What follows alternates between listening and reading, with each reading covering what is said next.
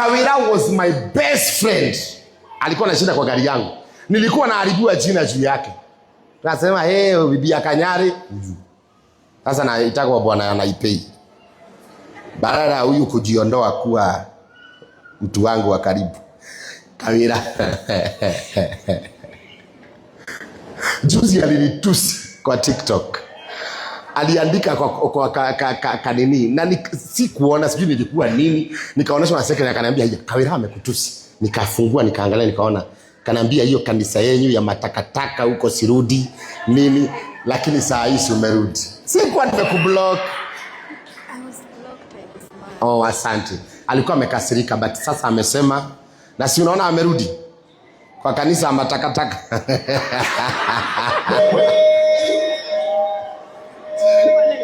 Asante, nimeshakusamehe. Praise God.